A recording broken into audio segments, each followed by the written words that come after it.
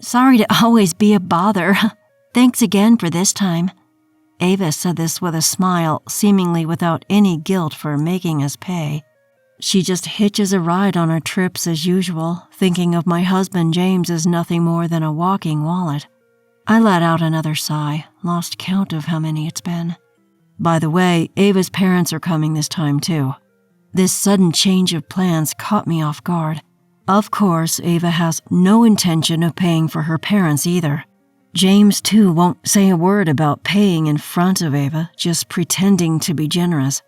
I knew he'd come back to me later, demanding, "You pay half." Surprised by this unexpected news, I secretly smirked, seeing it as a chance for revenge. Watching James get all excited, I chuckled to myself. "Yeah, sure, it's fine. After all, this is the last time." "Last time?" I nodded with a big smile. The two of them looked surprised for a moment, but then burst into laughter, thinking it was just a joke. They seemed to think my words were just a joke, laughing it off and resuming their conversation. Watching the two of them get carried away, I didn't bother to respond. I was biding my time, caressing the tool I had hidden in my bag, eagerly awaiting the moment for my revenge. I'm Camilla, turning 63 this year. My husband and we've always loved traveling. We used to arrange trips several times a year around our work. Even after having kids and retiring, this didn't change.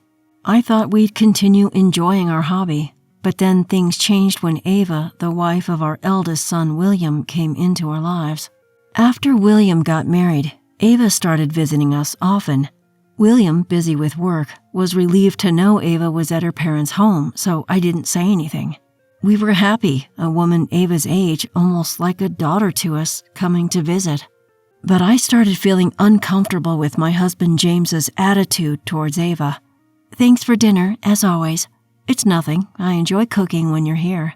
"That's right. Cooking's about the only hobby Camilla has. She's really happy when you visit." James sometimes put me down when talking with Ava. Comparing me and Ava with a mother-daughter age gap, he'd say things like, "Ava has such beautiful skin," or "Camilla should learn from Ava's high sense of beauty." Sure, Ava always comes over looking nice with her hair and dress, but being compared to someone a generation apart is troubling for both me and Ava. I'd reprimand James when he got carried away with his drinks, saying all these nice things. "Hey, can you stop? You're making Ava uncomfortable." "What's wrong? Can't I say the truth? Are you jealous of Ava's beauty?" "Of course not. What are you talking about?" "Then don't complain. Ava, sorry about this. Camilla, unlike you, is getting on in years and tends to get angry easily." James said this with a laugh, unrepentant as ever, and I sighed. Maybe because we never had a daughter, James was overjoyed when our son brought home someone as charming as Ava. But lately, James' behavior seems too much. He's not just mocking me, he pays excessive attention to Ava. I thought it was a joke at first, but I can't forget what James blurted out in his excitement. "James, you're always so kind to me. I'm really grateful." "Right? I bet I'm a better man than William, huh?" "What are you saying?" "William has always been soft. I can protect Ava." James was practically telling Ava that he's a better man than William. The fact that James would say such things to Ava, his son's wife, filled me with disgust. "By the way, you two travel a lot, right? William told me." "Yes, it's been our hobby for years." "Lucky. William's too busy with work to travel anymore." Ava said this with a slight sadness in her smile, looking at James. I could easily guess James's next words, feeling a chill at Ava's anticipatory expression. "Well, how about you join us on our next trip?" "Really? I feel bad, though." James's face lit up, happily inviting Ava. James seemed to have no intention of considering my opinion from the start. Ava, saying, "I feel bad," showed no signs of reluctance. She looked at me with her hands on her cheeks. "But I don't have money to spare." "Don't worry. We invited you. We'll pay, right?" "Well..." James eagerly sought my agreement, and Ava, hugging James in triumph, thanked him cheerfully. Her triumphant look might have been my imagination, but she definitely squinted at me with a sly smile. We're planning to leave next month, so get ready." "Okay, I understand. Thank you." I could only watch the two of them excitedly ignoring me with a cold gaze. "What about the hotel? We haven't booked for Ava." "We'll just have to do it now. Take care of it, will you?" "Why should I handle it when you happily invited her?" "Camilla, why are you so cold when Ava's willing to come?" After Ava left, I told James we only booked for 2. He responded as if I was being unreasonable. He insisted I be nice to Ava but wouldn't make hotel reservations or buy theater tickets himself. He even hesitated to cover the costs he boasted about. His attitude frustrated me, especially when he joked, "Ava can even sleep in my room if necessary." This discomfort continued throughout the trip. James spent the entire trip pleasing Ava.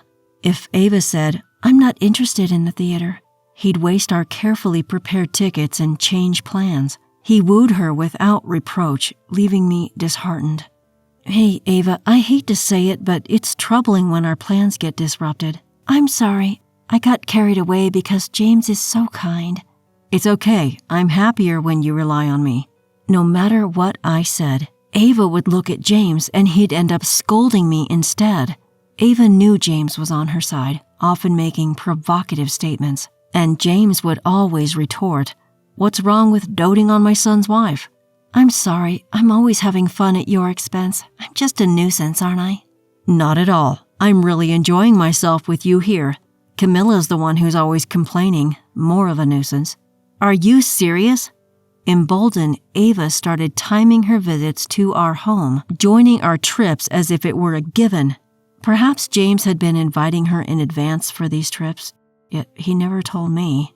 Despite this, I was mostly left to handle the travel expenses caused by Ava. During the trips, Ava never attempted to pay, always leaving it to James. She didn't even bother to bring her wallet. "This is cute. I'd like it as a souvenir." "Sure, I'll buy it for you." "Really? Thank you." James's eagerness to please Ava only led to more extra payments. And later, James would grudgingly hand over money, claiming, "I'm just responding to Ava's requests." What should have been enjoyable trips became nothing but an unnecessary expense, and my frustration grew. Repeated trips like these were grating on my nerves. Talking to them didn't help, so I decided to speak directly to William about Ava. However, the response I got from William was worse than I could have imagined. "Hey, William, Ava's always tagging along on our trips. Can something be done about it?" "Well, I heard Dad happily invites her. They make decisions without consulting me, and she doesn't pay." "Wait, what? That's odd. I heard she pays her own way." It seems William had been misled by Ava. He believed Ava was paying her own way on trips because James forcefully invited her. Of course, I hadn't received a dime from Ava, and knowing James, he wouldn't have taken money from her either.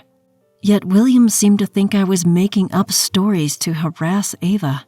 That's not a joke. If you think that, she doesn't need to come anymore.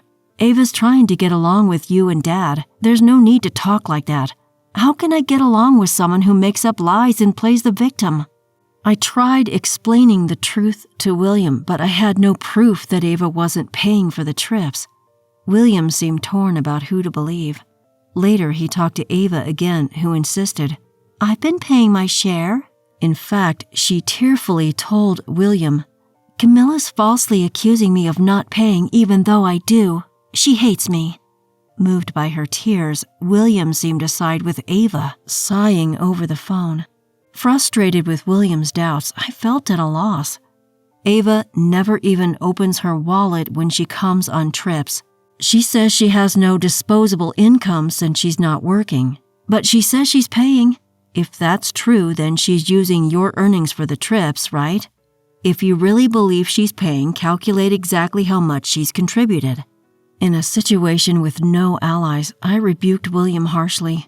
I was at my limit with Ava's manipulative behavior and James's complacency in paying for her. I decided to take revenge, gathering information to convince William. On the next trip, Ava joined us in her usual manner. Her small, high-brand bag seemed to hold only her mobile phone, certainly no wallet. "Sorry to be a bother. Thanks again for this time." Ava said this with a smile, seemingly guilt-free about making us pay. She casually got into the passenger seat of James's car and gave him a friendly smile. Watching Ava, James smiled back. Seeing them, I sighed again. Normally, I would have just endured it for my own peace, but not this time. Clearing my throat in the back seat, I glared at the two, planning to plunge them into hell. James, about today's trip, how about here? I've always wanted to go. Sure, I'll take you wherever you want. I'm so happy. Thank you. Ava, who hadn't brought a penny, seemed well prepared with places she wanted to go, showing James on her mobile phone, completely disregarding the original plan. Ignoring the usual, I checked my preparations for the revenge. Then James, as if remembering, turned and dropped a bombshell. Right, Ava's parents are coming too. What? I told my parents about our trips, and they got jealous. So I thought, why not invite Ava's parents too? I'll pay for everything so Ava doesn't have to worry. James conveyed this with a smile to Ava, glancing at me with a side eye. Shocked by the sudden change of plans, I was taken aback. Naturally, Ava wouldn't intend to pay for her parents, and James wouldn't dare suggest it in front of her, acting all generous. I was sure that once we got back, James would again tell me, "You pay half." Stunned and irritated by this unexpected news, I smirked, sensing my chance for revenge. Well, that's convenient. Smiling, I said that, and James looked at me with a nasty grin. Right. He resumed, driving in high spirits, even starting to hum. Maybe he misunderstood that his wife's approving meant he could impress Ava's parents. Or perhaps he thought I'd generously pay, having agreed so easily. Watching his buoyant demeanor, I chuckled to myself. Thank you, Camilla. It's okay, this is the last time. The last time? I nodded with a full smile. The two looked surprised at me for a moment, but soon laughed, thinking it was just a joke. They didn't take my words seriously. Ava is our dear son's wife after all. We'll keep traveling together, right? Of course. So I'm counting on you in the future, Camilla. I kept smiling but didn't respond to the two of them, getting carried away. Knowing the unexpected events James hadn't told me about, it was all bearable thinking these two would soon see hell. In the evening, we arrived at the hotel and met Ava's parents. Then we were shown to our rooms. As usual, Ava and James said they would rest in their respective rooms. Of course, they were in separate rooms, but I knew exactly what they were up to when they said this. So I intentionally told them, I think I'll have a drink with Ava's parents. Sounds good. Have fun. I deliberately left them alone, and as they said, have fun, Ava waved at me with a smile. Her attitude seemed to imply that it was more convenient for me not to be there, which confirmed my suspicions. Anticipating the need to leave evidence, I approached Ava's parents. May I show you something? They looked puzzled, so I quietly turned on my mobile phone and showed them a video. Nice room. Your room looks great too. Really? Then you can come to my room. What I started showing them was a video from a camera I had just set up in the room. It was in the room where James and I were staying, and Ava appeared as if it was natural. Ava's parents watched, puzzled by their familiar behavior. I always arrange the hotel and trips for you. We could even travel just the two of us, without Camilla. That's too bad for Camilla. But Camilla's really angry that I don't pay. Don't worry about it, Ava. I'll talk sternly to Camilla.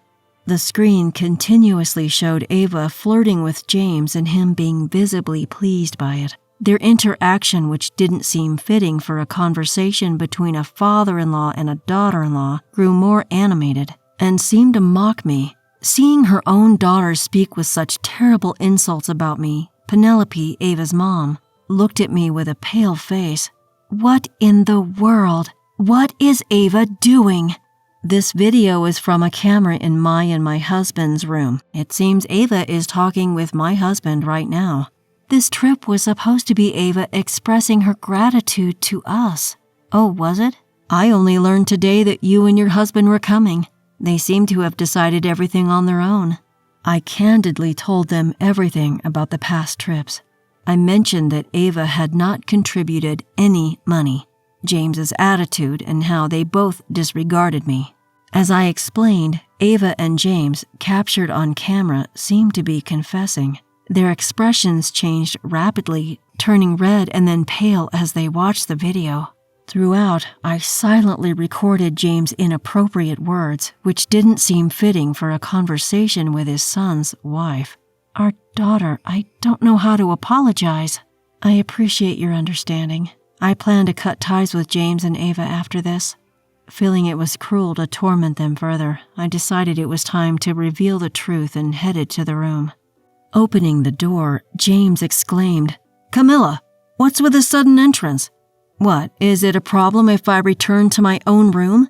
"I didn't say that, but don't just open the door like that, it's startling." "Oh, sorry, I thought you had something to hide and were startled." Saying this, I replayed the video in front of them. Noticing Ava's parents behind me, their behavior became suspicious. "Did you want to travel alone? Were my presence and Ava's parents a bother?" "Well, that's... Ava's parents told me if you invite them on a trip to express gratitude, shouldn't you pay yourself?" "What? No, that's not it. James said he'd pay for me." Ava desperately defended herself, and James spouted nonsensical outrage for setting up the camera. Seeing them unable to apologize even now, I felt my heart growing colder. Is this conversation true? "William?" At that moment, our eldest son, William, who was supposed to be away on a business trip, appeared unexpectedly. Ava turned pale with surprise at this unexpected guest. Of course, I had called William beforehand, preparing for this moment. Sensing something was wrong with the inconsistent travel expenses in the household accounts, William was no longer in Ava's corner. "Ava, were you lying?" "No, James said he would take care of the expenses. I just got a little carried away, believe me." "Oh, really? James, you made me pay all this time saying Ava didn't have any money." I played another video on my mobile phone at full volume. It showed a pathetic conversation where James grudgingly paid for the trip. "Poor Ava, so I'll pay for her." And other nonsensical excuses from James filled the room. "This man is broke. He made me pay for everything." "How awful! I thought you had money, so I indulged a bit." Ava's true nature burst out as she listened to James' shameful words. Penelope, who had been silently listening, sharply rebuked a sheepish James and an argumentative Ava. "Who's the worst here? I'm ashamed to be her mother." Penelope scolded Ava, her face turning red with anger. The intensity of her expression left William and me speechless. "Ava is no longer my daughter. I should never have believed she was giving a trip as a present." "I didn't mean it like that. This is terrible." Overwhelmed, Penelope's voice echoed across the floor. James then quietly approached me, saying, "I was wrong to try to impress my son's wife." James finally offered an apology in a low voice, but his attitude, as if expecting forgiveness just because he apologized, pushed me to my breaking point. "I told you this trip was the last. I don't need a husband who spoils his son's wife too much." "Why? I'm apologizing. Do you think an apology is enough? I'm utterly disappointed." With that, I handed him the completed divorce papers. Realizing the irreversibility of his actions, James collapsed to his knees, head bowed. After the disastrous trip, William apologized, now knowing the truth. Ava, chastened by her parents, agreed to work and repay the money she owed for the trips. William wouldn't help her, and she started working part-time. I heard the high-brand bags and accessories James had lavished on Ava were also confiscated. James, for his part, was going around saying, "I got divorced because I was financially drained by Ava," which led to another uproar. Apparently, he demanded money back from Ava, causing a commotion. "Dad, was he always like that? I only remember him being good to you." "Was he? Now that I think about it, he always seemed like a careless person who just shared a hobby of traveling with me." I listened to William's complaints about James, disillusioned by his lack of fatherly dignity, but to me it was a story that only confirmed that divorcing was the right decision. James having nearly drained our savings by excessively indulging Ava, and I finally divorced. I'm now living comfortably alone, having kicked him out. Free from the restraint I had endured till now, I'm planning travels to places I want to visit without anyone's interference.